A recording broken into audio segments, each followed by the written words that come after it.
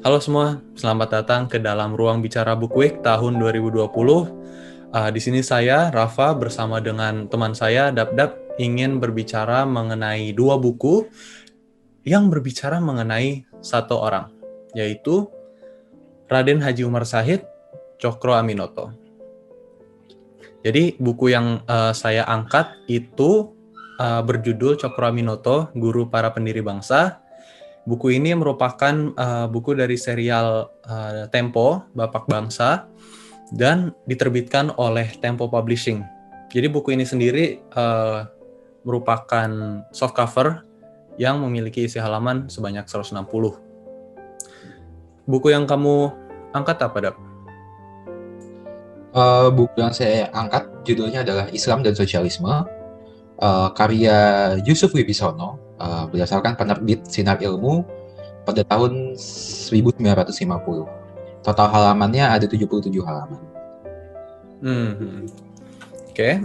Berarti kalau nggak salah buku itu tuh kayak merupakan pemahaman kembali dari buku yang ditulis oleh Cokro Aminoto sendiri ya? Ya, jadi Joko Aminoto itu pernah menulis buku dengan judul yang sama, Islam dan Sosialisme, tahun 1924. Buku ini bisa bilang mungkin kayak lebih kayak refreshing dari pemikiran-pemikiran Cokro Aminoto yang ditulis kembali oleh si Bapak Yusuf Wibisono ini. Oke. Mungkin bisa kita masuk kepada diskusi mengenai buku saya terlebih dahulu, karena isi buku ini memang lebih mengarah kepada biografi ya, biografi dan juga non-fiksi yang berbicara dari kayak keluarga, pendidikan, lalu pengalaman kerja, pemahaman, dan juga sebagainya. Lalu nanti bisa dilanjutkan dengan bukunya Dap-Dap yang lebih mengarah kepada pemikiran dan juga konsep yang dimiliki oleh si Cokro Aminoto ini sendiri.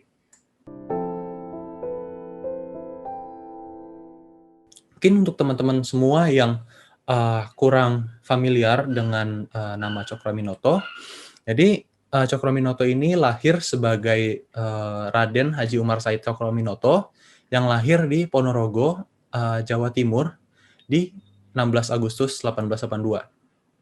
Cokro Aminoto ini sendiri merupakan anak kedua dari 12 bersaudara. Ayahnya RM Cokro Amiseno, yaitu merupakan pejabat pemerintah, dan juga kakeknya RM Adipati Cokronegoro merupakan Bupati Ponorogo. Nah, jadi garis keluarga si Cokro Aminoto ini memang penuh sama orang-orang penting ya, orang-orang yang memang memiliki kontrol di masyarakat dan juga di Indonesia sendiri pada saat itu. Dan bahkan si Cokro Aminoto ini sendiri punya garis kekeluargaan sama Kiai Haji Kasan Besari, yang waktu itu pernah Gus Dur sebutkan kalau si Kiai Haji Kasan Besari ini merupakan hulu dari kepemimpinan politik dan agama di Indonesia. Jadi kayak segala orang-orang yang mungkin masuk ke dalam politik yang dicampur dengan agama memiliki asal-usul, mungkin kayak koneksi dengan si Kiai Haji Kasan Besari ini. Dan ternyata Kasan Besari ini merupakan kakek buyut dari Cokro Aminoto. Seperti itu. Dan lalu masuk saja nih kepada si Cokro Aminoto ini sendiri. Jadi setelah dia lulus dari sekolah rendah, atau sebenarnya cukup beda dengan apa yang kita sebut sebagai primary school gitu ya. Jadi kalau di kita itu sistemnya 9 tahun kan. Jadi kayak 9 tahun SD SMP kalau nggak salah itu jadi kayak pendidikan utama gitu. Nah, tapi kalau dulu itu karena memang masih cukup tertutup akses kepada pendidikannya, itu pemerintah Belanda memiliki kayak program namanya sekolah rendah yang waktunya hanya 6 tahun dibandingkan 9 tahun yang ada di seperti sistem sekarang. Jadi sekolah ini tuh kayak diarahkan kepada pendidikan tingkat rendah, misalkan untuk kayak ke rakyat-rakyat di Indonesia. Seperti itu sih. Lalu sehabis dia lulus dari sekolah rendah ini, ia lanjut ke Osvia di Magelang. Jadi kalau si Osvia ini tuh merupakan kayak apa ya, sekolah yang isinya itu ada banyak calon-calon pengabdi negara pemerintah Belanda. Jadi memang kayak kebanyakan dari kelulusan sekolah ini bisa jadi pegawai Belanda atau menjadi kayak ya pegawai administratif dan sebagainya. Dan dengan itu Cokroaminoto itu sendiri setelah dia sudah lulus, dia sempat bekerja di administratif pemerintahan di Ngawi selama 3 tahun. Jadi Cokroaminoto ini sendiri pernah memang memiliki background bekerja dengan pemerintah Belanda, tapi dia rasa dia kurang betah dan hanya bertahan selama 3 tahun sebelum dia mengeluarkan apa ya keluar ya dari pekerjaan administratif itu dan pindah ke Surabaya di tahun 1906. Dan di Surabaya itu dia sempat kerja sebagai juru tulis di firma Inggris namanya Coy & Co. Dan si Cokroaminoto ini sendiri sekaligus sambil sekolah di ini namanya susah. Burgerliche Avon School di jurusan teknis mesin. Lalu pada tahun setelahnya ia bekerja sebagai pegawai pabrik gula. Jadi memang di hari-hari awal Cokroaminoto ini dia tidak, walau memang menengah ke atas, tapi dia nggak terlalu mungkin memanfaatkannya kali ya. Jadi lebih mengarah kepada bersekolah ya. Jadi kayak memahami pemahamannya dulu gitu, mendalami segala pelajaran dan juga lebih ini kali ya, lebih mengarah kayak mendengar dulu baru berbicara. Itu sih yang aku sempat perhatikan mengenai Cokroaminoto ini. Dan lalu di situ pas dia bekerja sebagai pegawai pabrik gula, yaitu disamperin sama delegasi dari Sarekat Dagang Islam dari Solo. Lalu ia diajak bergabung dan akhirnya mengikuti Sarekat Dagang Islam pada tahun 1912. Nah, kenapa bisa dia masuk dan juga dia ditawarin itu sebenarnya karena si Cokroaminoto ini sendiri walaupun latar belakang pekerjaannya yang cukup saya rasa tidak terlalu menarik ya, kayak biasa-biasa aja. Nah, tapi beliau ini ternyata sangat vokal tentang pemerintahan Hindia Belanda gitu. Beliau banyak mengkritik, beliau banyak berbicara mengenai pemerintahan ini, dan bahkan kalau nggak salah beliau itu jadi kayak orang pertama yang ada di lingkup keluarganya gitu ya, dari keturunan keluarganya yang berani untuk berdiri gitu ya, mengungkapkan perasaannya, mengungkapkan pemikirannya mengenai pemerintah Hindia Belanda ini secara terbuka. Nah, lalu lanjut lagi kepada tadi Serikat Dagang Islam. Pada saat Cokroaminoto menjadi anggotanya, beliau itu mengusulkan kalau SDI ini namanya dirubah menjadi Sarekat Islam. Kita menghapus nama dagangnya.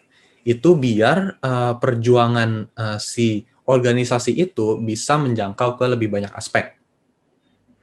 Dan seperti yang tadi saya bilang, beliau itu jago berpidato dan juga memiliki karakter yang rasanya karismatik.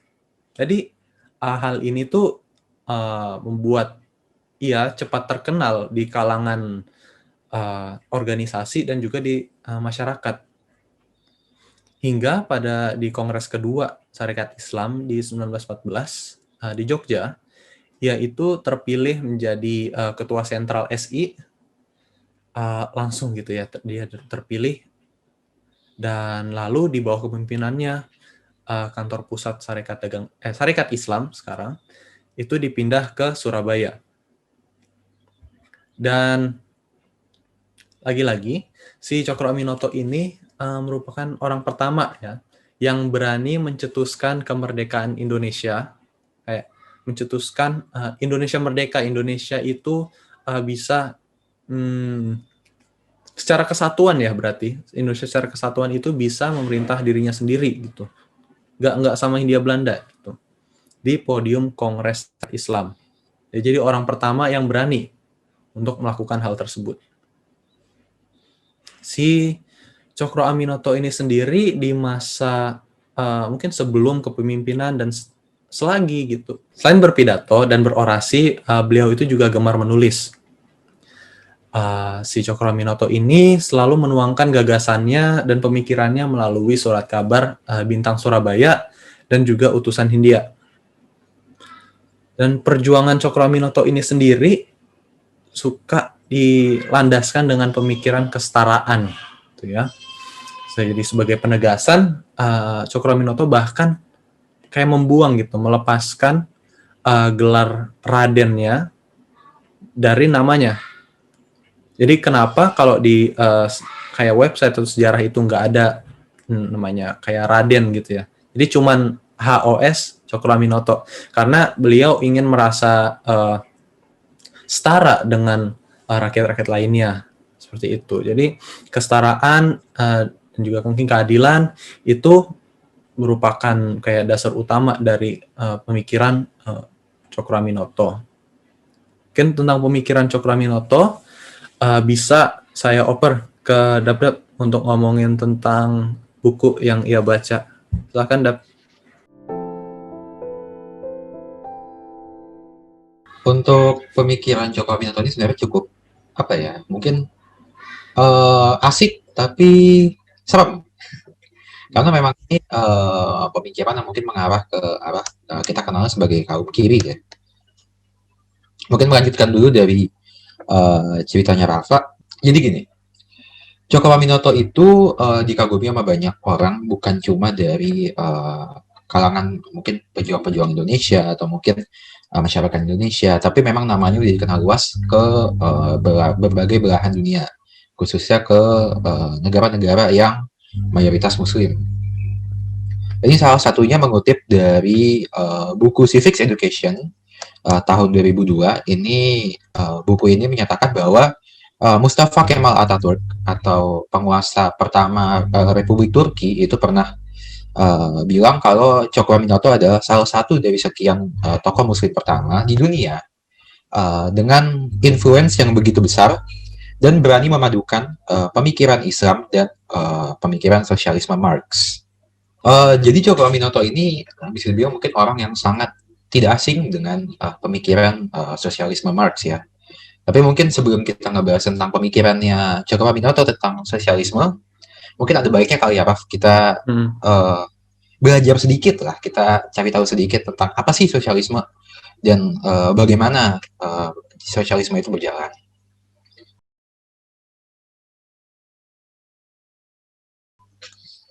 Mungkin dari Rafa dulu nih, pernah dengar kata sosialisme? Harusnya pernah sih. Iya, mungkin apa ya, kayak kata sosialisme itu emang nggak asing sih. Tapi yang pasti sosialisme itu nggak sama ya, mungkin jauh beda dari yang nama komunisme gitu loh. Mungkin dari kata Cokro Aminoto itu sendiri, sosialisme yang ia pikirkan itu lebih mengarah kepada masyarakat yang saling bertanggung jawab antar sesama. Ya, saya rasa sih seperti itu. Jadi mungkin nggak asing juga gitu dia bakal menggabungkan Islam dengan sosialisme karena sih kalau melihat apa ya kebiasaan Islam itu sendiri kayak misalkan zakat atau kayak misalkan infak, berbagi dan sebagainya itu emang nggak jauh beda dari pemikiran sosialisme gitu yang saling membantu, yang saling mungkin berbagi gitu ya. Nah, jadi emang kalau katanya itu nggak asing.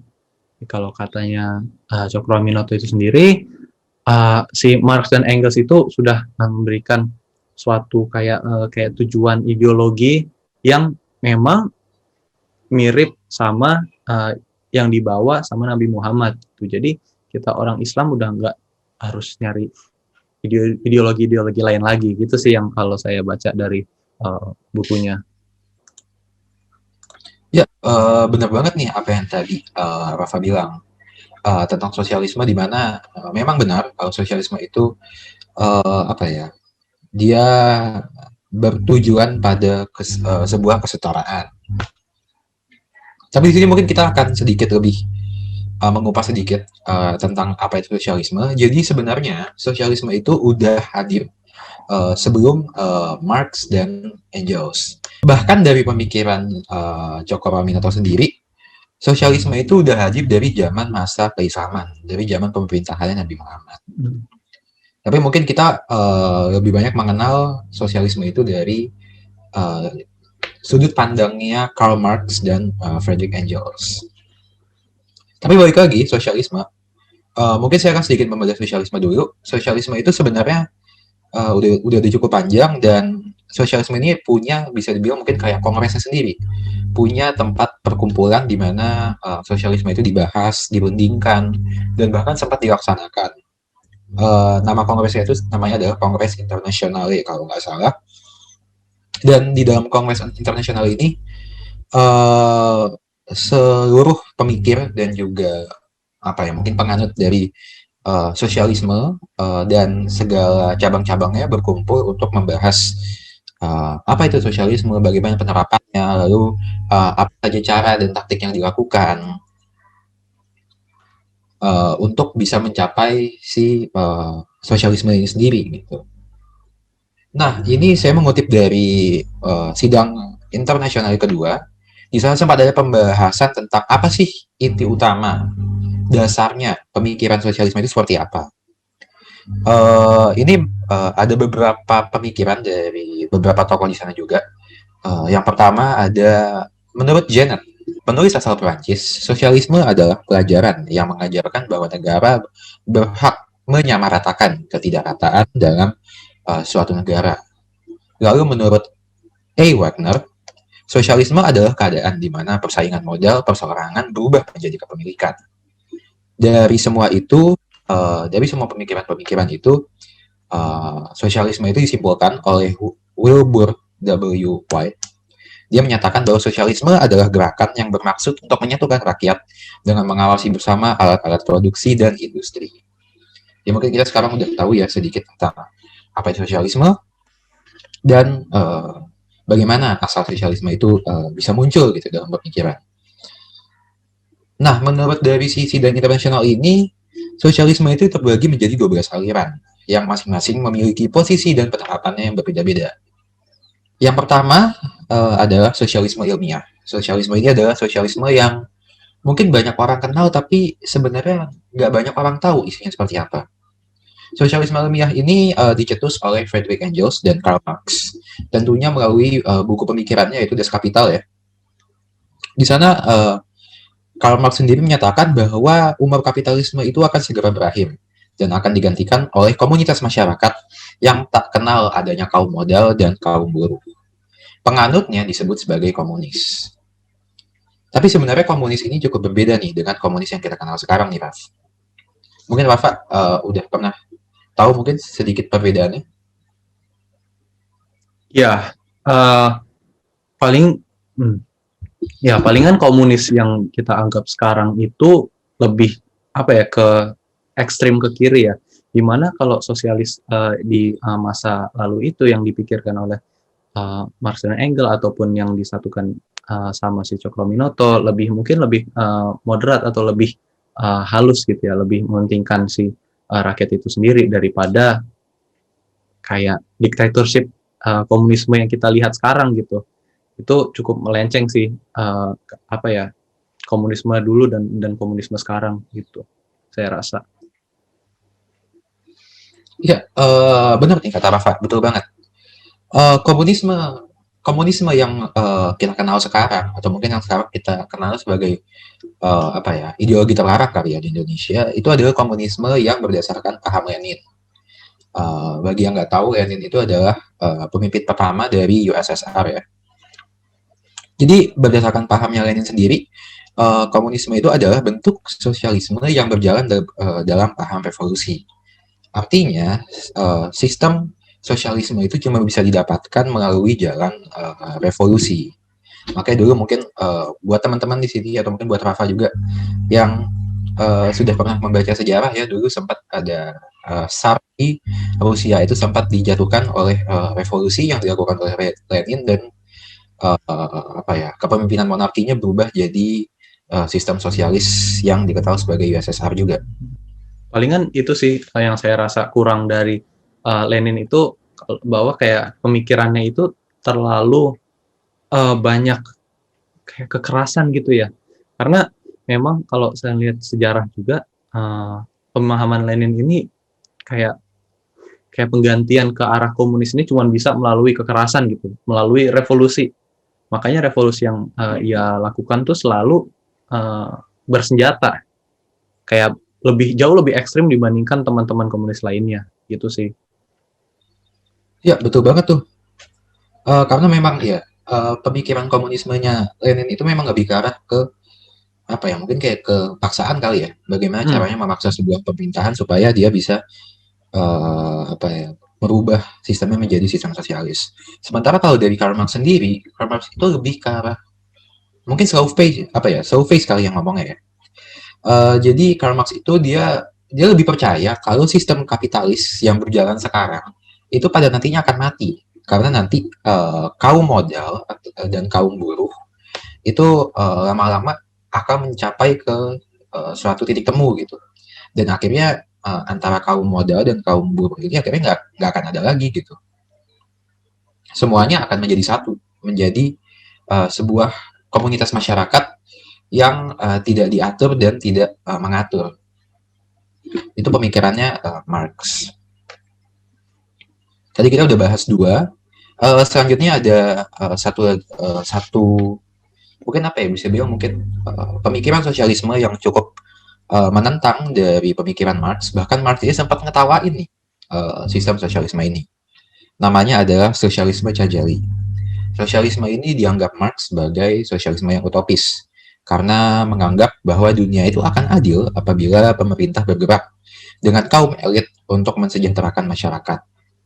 Menurut Marx ini sangat utopis, sangat tidak mungkin dilakukan, karena ya kita lihat kenyataannya ya Raf ya, kaum elit bekerja dengan pemerintah untuk bahasanya memberikan apa yang dia punya untuk kaum miskin secara terus-menerus. Ya.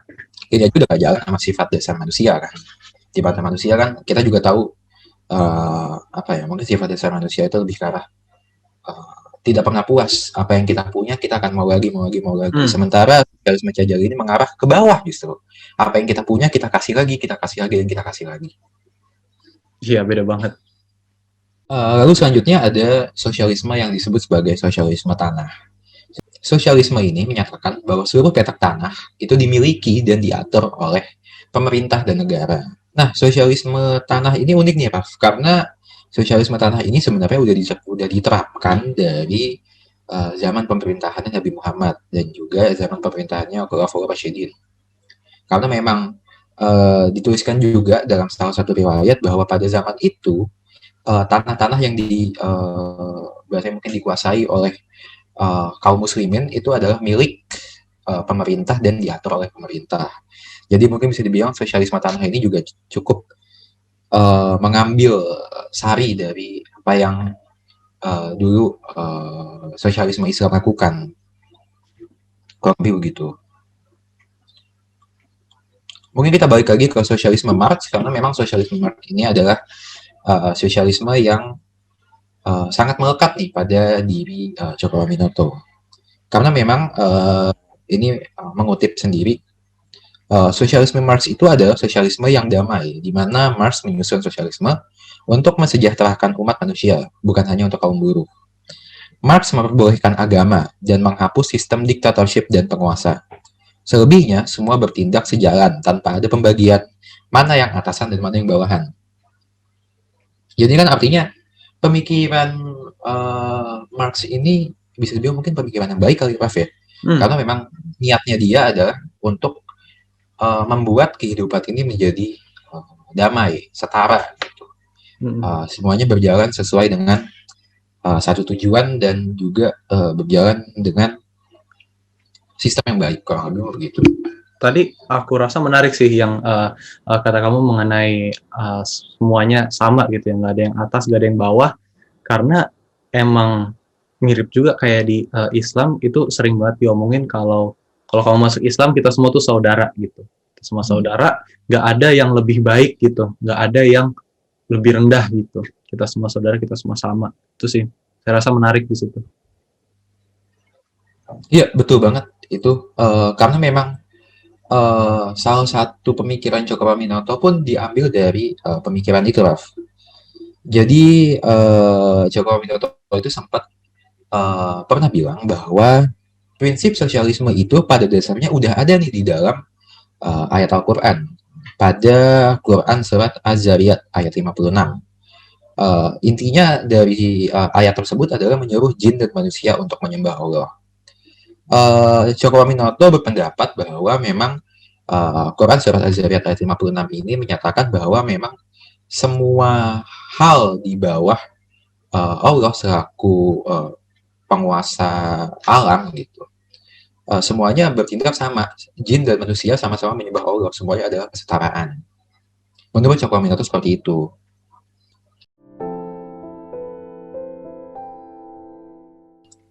Nah, mungkin kita langsung masuk aja kali ya, langsung ke pemikiran-pemikiran dari Cokroaminoto sendiri. Jadi pemikiran Cokroaminoto sendiri ini dia berdasarkan dari pemikirannya Karl Marx.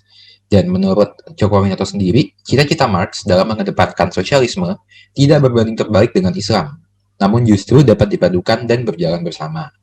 Cokroaminoto ini juga dia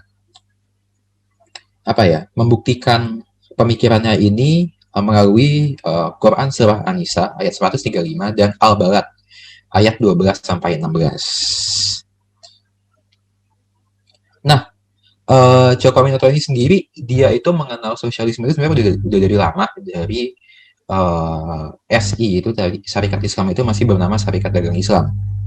Dan dia juga sudah pernah menerbitkan sedikit dari pemikirannya dalam koran dari Syarikat Islam, yaitu Utusan India pada tahun 1913.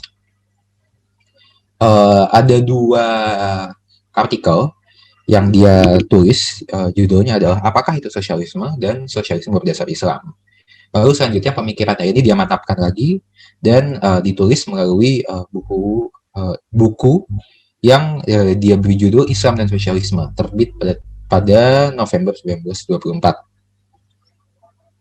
Dalam bukunya sendiri, Islam dan Sosialisme, Cokroaminoto menyatakan bahwa Islam itu bermusuhan keras dengan kapitalisme Barat. Karena kapitalisme Barat itu dia mencari keuntungan dengan mengambil dan meraup keuntungan dari segala lapangan yang ada. Jadi intinya gini nih, apapun itu selama itu bisa menghasilkan uang, maka itu boleh dijadikan lahan uang. Itu menurut kapitalisme Barat.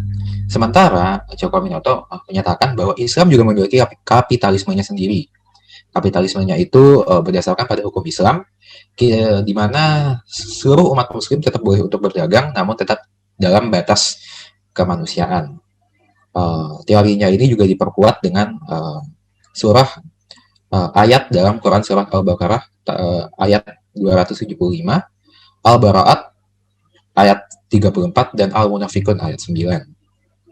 Menurut Cokroaminoto sendiri, sosialisme Islam ini sebenarnya udah ada dari abad ke-13 nih, Raf, dari zaman pemerintahan Nabi Muhammad. Jadi di sana Nabi Muhammad itu menerapkan sosialisme yang memajukan budi pekerti dan peri kemanusiaan. Seperti tadi mungkin kita bisa sedikit bahas ya, kayak ada kepemilikan tanah dan juga sistem kenegaraan yang tadi.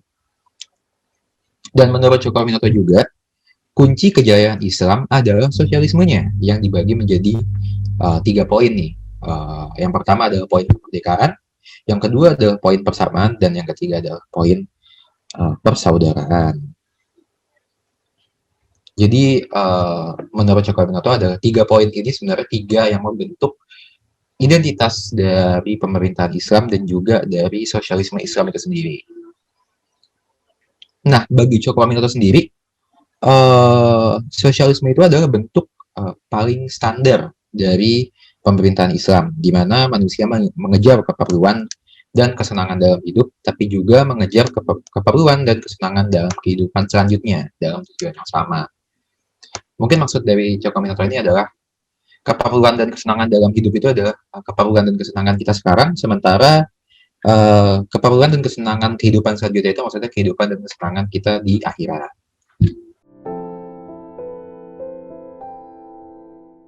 Nah, dari tadi ini kita udah ngebahas tentang Islam dan sosialisme yang ternyata bisa berpadu nih bersama,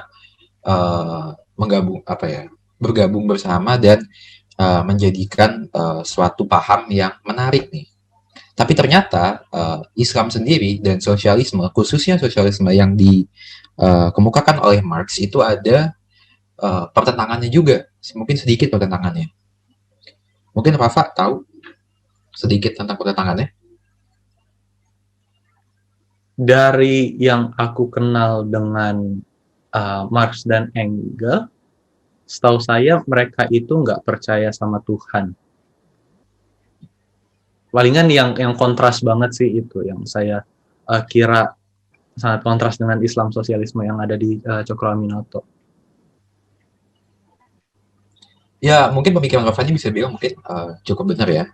Tapi bisa dibilang ada pelurusannya lagi bahwa sebenarnya gini, Marx, pemikirannya Karl Marx dan juga Friedrich Engels, mereka itu bukan tidak memperbolehkan agama. Seperti mungkin kita pernah lah dapat pembelajaran dulu waktu kecil kalau kayak sosialisme, komunisme itu nggak percaya agama, nggak boleh pakai sistem Islam dan lain-lain gitu kan. Tapi sebenarnya akar dari sosialisme itu sendiri, sebenarnya mereka itu memperbolehkan penggunaan agama, namun dalam syarat tertentu. Kalau dari Marx sendiri, dia menyatakan bahwa agama itu sebenarnya candu masyarakat dan merupakan buatan dari otak manusia. Dan kenapa Marx itu agak tidak kurang menyukai dengan sistem agama? Karena menurutnya sistem agama itu banyak dibuat oleh kaum bourgeois, kaum kapitalis untuk menindas kaum buruh. Makanya dia merasa bahwa sistem agama itu pun kurang fit in gitu dengan pemikirannya dia. Tapi balik lagi menurut dia, sistem ketuhanan itu masih diperbolehkan. Maksudnya kayak dia masih memperbolehkan sistem ketuhanan. Dia juga masih percaya bahwa memang sosialisme itu ada hubungannya pula dengan pemikiran Kristen dan Katolik. Dia menganggap seperti itu. Gitu. Salah satu poin lain juga yang mungkin sedikit bertentangan adalah ini ada hubungannya nih, bahwa Karl Marx itu percaya kalau segala sesuatu itu diciptakan oleh benda, dari benda, oleh benda dan kembali kepada benda, ya kan? Mungkin kalau misalnya ada Rafa atau mungkin teman-teman di sini udah sempat ngebaca sedikit tentang Das Kapital, di sana dia udah sempat ngebahas tentang MCM, money commodity money, di mana uang menghasilkan komoditas dan akan kembali lagi ke uang. Kurang lebih konsepnya begitu. Sementara kalau dari pemikiran Islam sendiri, ya kita tahu lah pemikiran Islam itu adalah semua itu berasal dari Allah, oleh Allah dan akan kembali oleh Allah. Kurang lebih sih itu dua mungkin sedikit pertentangan antara si sosialisme dan Islam sendiri. Tapi harus kita point out lagi bahwa sebenarnya Islam dan sosialisme itu memiliki dasar dan tujuan yang sama. Cuma taktik dan caranya aja yang beda. Mungkin ini terakhir dari pemikiran Cokro Aminoto, mengutip dari kata-katanya pada buku Islam dan Sosialisme 1924, bagi seorang muslim tidak ada sosialisme rupa lainnya yang lebih baik, lebih elok, lebih mulia selain sosialisme Islam. Sesungguhnya kita hanya akan bisa percaya terhadap sosialisme Islam, tidak kepada sosialisme yang lainnya. Kurang lebih begitu. Itu mungkin sedikit banyaknya dari pemikiran seorang Cokro Aminoto yang walaupun dia mengarah ke Islam, tapi ternyata dia pun orang mengarah ke apa juga nih. Dan pemikiran-pemikirannya itu menarik karena sesuatu yang dulu kita pikirkan bahwa sosialisme itu bertentangan dengan agama, ternyata bisa menyatu dan berjalan bersama nih, Raf. Sebenarnya citra sosialisme ini sendiri walau sebenarnya beda sama komunisme, itu memburuk setelah kejadian G30 SPKI kan. Baru setelah itu orang-orang yang sebelumnya apa ya, kayak mungkin oh iya mungkin itu ideologi lain, tapi sekarang malah kayak menentang atau malah uh, kayak menggabungkan malah ya si sosialisme sama komunisme ini, terus dicap buruk dan dicap kiri itu palingan um, apa ya, kayak kabar-kabar atau mungkin malah bisa kayak propaganda negatifnya mengenai sosialisme ini datang, saya rasa karena akibat G30 SPK ini. Tapi Cokroaminoto sendiri itu kalau saya baca dia itu lebih berhati-hati ya untuk menetapkan atau menerapkan Islam sosialismenya itu di Indonesia. Jadi memang katanya kalau sosialisme itu sendiri nggak bisa apa ya, nggak bisa berdiri sendiri gitu di sebuah pemerintahan, karena seperti yang kita lihat ya, kalau di negara-negara lain itu kenapa sosialismenya nggak bekerja gitu, kita nggak pernah, mungkin cuman hanya sedikit ya sosialisme yang kayak benar-benar bekerja itu karena tidak ada dasar utamanya gitu. Jadi kalau dalam konsep Islam sosialisme itu Cokroaminoto ingin memiliki sosialisme yang memiliki landasan agama Islam. Jadi itu sih yang bedanya sosialisme Barat dan juga sosialisme Islam ini. Kalau di Barat kan mungkin ada unsur demokratisnya, dan itu beliau rasa nggak bakal menyelesaikan apapun karena pasti selalu ada perdebatan gitu ya, nggak ada mungkin satu titik temu atau satu landasan yang pas gitu. Dan dimana kalau di sosialisme Islam ini itu katanya nggak bakal ada perdebatan, karena setiap kali ada perdebatan pasti merujuk atau kembali ke dalam Islam, dan jawabannya langsung terdapat di situ, jadi bisa lebih lancar gitu ya secara hukum ataupun secara moral, itu sudah tercantum semua dalam Islam. Seperti itu sih. Lalu tentang pemikiran Cokroaminoto tentang sosialisme atau tentang Islam ini, opinimu apa, Dap? Atau mungkin kamu ada fakta gitu yang ingin kamu keluarkan? Gimana ya? Mungkin sebenarnya bisa dibilang saya juga cukup kagum ya dengan sosok Cokroaminoto sendiri, karena memang menurut saya dia juga seorang pemikir gitu. Bahkan dari yang saya dengar pun dia udah dia punya kayak semacam kos di mana dia saya juga punya murid gitu kayak saya di dalam kosnya itu.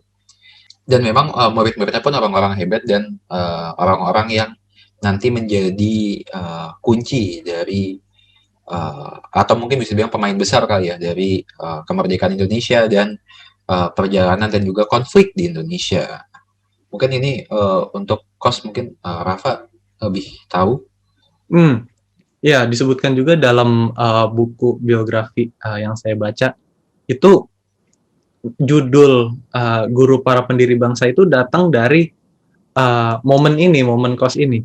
Nah, jadi isi atau mungkin murid-murid yang ada di dalam kos si Cokroaminoto ini, ada nama-nama besar seperti Soekarno, Agus Salim, Semaun, Musso, dan juga Kartosuwiryo. Jadi semua muridnya si Cokroaminoto ini yang tinggal di satu rumah yang sama, di kos yang sama, itu semuanya akan menjadi mungkin pemimpin bangsa ya. Jadi sangat berpengaruh untuk bangsa gitu, memiliki impact-impactnya tersendiri. Jadi saya rasa itu julukan yang tepat gitu, Guru Para Pendiri Bangsa, untuk diberikan kepada Cokroaminoto. Seperti itu. Dan pada masa Soekarno itu sendiri, pada saat dia menjadi presiden, dia itu sempat menyebutkan mengenai Cokroaminoto. Di salah satu pidatonya, dia sempat mengatakan, dan saya kutip, andai kata Cokroaminoto masih hidup sekarang, tentu bukanlah saya yang menjadi presiden, melainkan dia. Saya tidak ada apa-apanya dibandingkan dengan dia. Gitu sih. Jadi itu saya rasa menunjukkan seberapa hebatnya gitu ya Cokro Aminoto di lingkup politik dan bahkan agama seperti itu.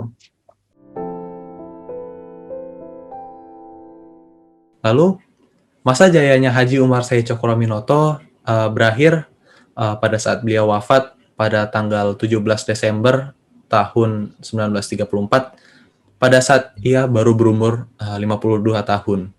Kalau nggak salah, beliau wafat diakibatkan karena penyakit setelah beliau mengikuti Kongres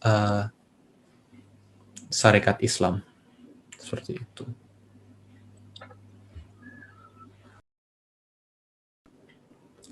Jadi, buku Cokro Aminoto, Guru Para Pendiri Bangsa, yang ditulis oleh tim Tempo, saya rasa itu sangat menarik ya. Isinya dan juga topiknya, hal-hal yang diangkat itu sangat menarik menurut saya gitu. Banyak sisi sejarah yang sebelumnya belum saya tahu dan sekarang saya rasa wawasannya lebih luas gitu ya. Bukan hanya mengenai Indonesia itu sendiri gitu ya, kayak menambah mungkin halaman baru ke sejarah kemerdekaan Indonesia, tetapi juga meningkatkan pemahaman seperti tadi yang mencampurkan sosialisme dan juga agama Islam. Jadi untuk teman-teman yang mungkin tertarik ke arah sejarah atau bahkan ke arah agama gitu, itu bisa mungkin check out buku ini, bisa teman-teman semua coba baca. Tapi jika saya ditanya untuk apakah saya menyarankan buku ini atau tidak, itu mungkin ada dua jawaban ya. Kalau teman-teman itu memang gemar membaca, mungkin saya akan rekomen buku ini pada teman-teman semua. Nah, tetapi ada juga cara untuk belajar mengenai Cokro Aminoto dan juga seluruh sejarahnya melalui media-media lainnya. Misalkan ada di YouTube itu sudah ada banyak, dan juga di Chrome juga ada banyak. Jadi untuk belajar mengenai Cokro Aminoto ini sendiri sebenarnya nggak cuma dari satu sumber aja. Jadi saya sarankan untuk teman-teman semua, sebenarnya bukan untuk hal ini saja ya, tapi untuk segala bidang, segala hal yang teman-teman lakuin itu untuk melihat dari berbagai sources, dari berbagai tempat. Lalu dengan itu teman-teman semua bisa merangkum opini teman-teman sendiri gitu ya. Ini tidak hanya mengambil dari satu sumber, tapi dari sumber-sumber lainnya, dan bisa membentuk pemikiran diri sendiri. Saya rasa itu yang kita lakukan sekarang nih, saya sama Dabdab, kita dari dua buku berbeda, kita padukan bersama, dan juga bisa membuat suatu diskusi yang saya rasa cukup menarik. Kalau menurutmu gimana, Dap, buku yang kamu baca? Sebenarnya buku ini menarik. Dibaca menurut saya ya. Gimana ya? Mungkin satu hal yang sangat saya rasakan dari setelah buku ini adalah saya mungkin bisa bilang mendobrak stigma yang dulu kita pikirkan gitu. Karena mungkin Bapak juga tahu lah, dulu kita juga sempat dijelasin, bisa bilang kayak dapat doktrin kalau misalnya sosialisme itu jahat, sosialisme itu buruk, sosialisme itu tidak beragama dan lain-lain. Tapi melalui buku ini sih juga bisa belajar bahwa memang sosialisme itu tidak seburuk dari stigma yang biasa didapatkan dari orang-orang, biasanya khususnya orang-orang Indonesia gitu. Tapi juga selain itu juga sosialisme juga ternyata masih memiliki dasar dan tujuan yang sama dengan dari Islam itu sendiri, walaupun memang dengan tadi juga taktik yang berbeda gitu. Dan hal menarik lainnya adalah ternyata memang di negara ini juga awal mula dari sikap kemerdekaan kita, sikap nasionalis kita itu memang ada sedikit peran dari si sosialismenya itu sendiri. Paham sosialisme itu juga berperan dalam pembentukan negara kita gitu, khususnya memang melalui pahamnya Cokroaminoto yang disalurkan melalui Soekarno tadi gitu. Lalu kalau misalnya tanyain untuk merekomendasikan atau enggak, mungkin saya akan lebih ke arah untuk tidak merekomendasikan kali ya, karena memang pertama pembahasan-pembahasan di buku ini adalah pembahasan-pembahasan berat, bukan bahasan yang mungkin mudah untuk dimengerti, mudah untuk dipahami. Lalu juga memang dalam buku ini juga masih banyak banget istilah-istilah Belanda, karena memang ini buku tulisan 1950 di mana tentunya pada masa itu istilah-istilah Belanda masih melekat di pemikiran-pemikiran dan juga mungkin kehidupan sehari-hari masyarakat Indonesia.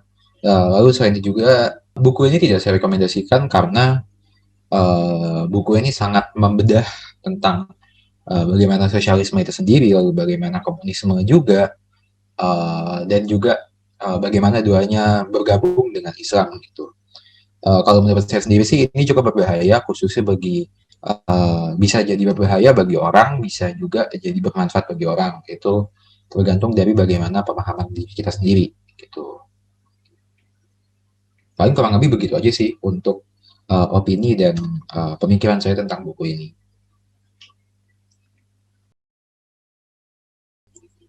Wah, nggak kerasa kita udah ngobrol cukup panjang juga nih, Pak.